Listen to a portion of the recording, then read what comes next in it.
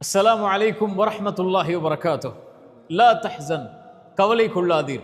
மீண்டும் சொல்கிறேன், லா தஹ்சன், கவலை கொள்ளாதீர். வாழ்வில் சிரமங்கள், கஷ்டங்கள், இன்னல்கள், தனிமை, தவிப்பு என எதுவாக இருந்தாலும் கவலை கொள்ளாதீர். ஏன் சொல்கிறேன் தெரியுமா? இறைமுறைகள் நீங்கள் எங்கு எடுத்து படித்து பார்த்தாலும் இறைவனை சார்ந்து நம்பிக்கை கொள்ளக்கூடியவர்கள் கவலை அடைவார்கள் என்ற ஒரு வசனம் இல்லை.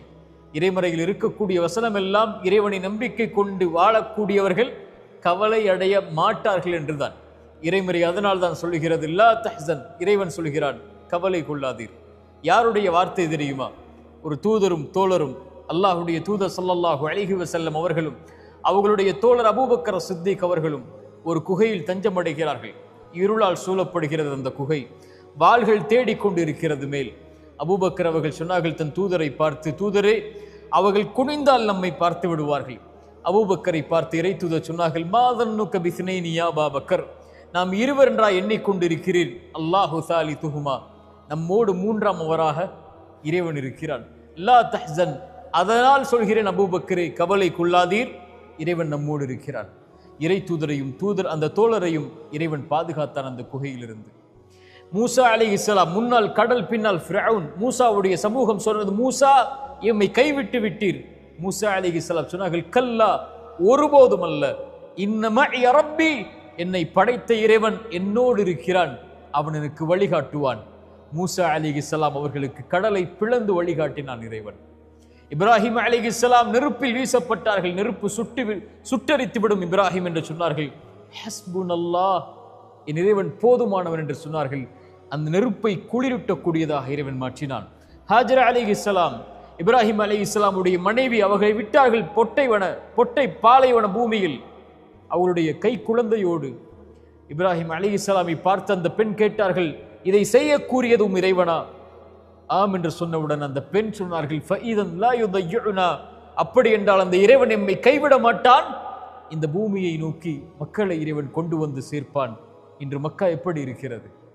இறை தூதரை பாதுகாத்த, இப்ராஹிமை பாதுகாத்த, நபி மூசாவை பாதுகாத்த, ஹாஜர் அவர்களை பாதுகாத்த இதே வார்த்தை கஷ்டத்தில் சிக்கி தவிக்கக்கூடிய, சிரமங்களால் அகப்பட்டிருக்கக்கூடிய, வாழ்வின் இருளில் மூழ்கி கொண்டிருக்கக்கூடிய, கடனில், நஷ்டத்தில், செல்வ இழப்பில், சோதனைகளில், உயிரிழப்புகளில், பிரிவில், தனிமையில் சிக்கி தவிக்கக்கூடிய எல்லோர்களையும் வாழ்வில் விடுதலையாக்கும். லா தஹ்சன் இன்னல்லாஹ மஅனா. ஏன்? நாம் வாழ்வில் சந்திக்கக்கூடிய பிரச்சனைகளை விட, நோயை விட, சிரமங்களை விட, கஷ்டங்களை விட, தவிப்புகளை விட, தனிமையை விட, இவற்றை விடவெல்லாம் அந்த இறைவன் பெரியவன். அல்லாஹு அக்பர் அழைக்கிறோமா இல்லையா? அந்த இறைவன் பெரியவன். எனக்கு வரக்கூடிய இந்த நோயை விட அல்லாஹு அக்பர், அவனுக்கு இது எளிது நீக்குவது. எனக்கு வரக்கூடிய இழப்புகள், நஷ்டங்கள், இதை விட இறைவன் பெரியவன், அவனுக்கு எளிது இதை நீக்குவது. இறைவன் என்னோடு இருக்கிறான் எல்லா நிலையிலும், எல்லா சோதனைகளிலும், எல்லா பிரச்சனைகளிலும். அவன் மிகப்பெரியவன். எனக்கு வரக்கூடிய இவற்றை விடவெல்லாம் அவன் இருக்கும் போது லா தஹ்சன், உயிருக்கு சொல்லுங்கள், கவலை கொள்ளாது, அந்த இறைவன் நம்மோடு இருக்கிறான். ஆனால் இறைவன் நம்மோடு இருக்கிறான் என்று சொல்லக்கூடிய நாம் அவனோடு இருக்கிறோமா? அங்குதான் பிரச்சனை இருக்கிறது. அங்குதான் விடுதலை அடையக்கூடிய கேள்வி இருக்கிறது.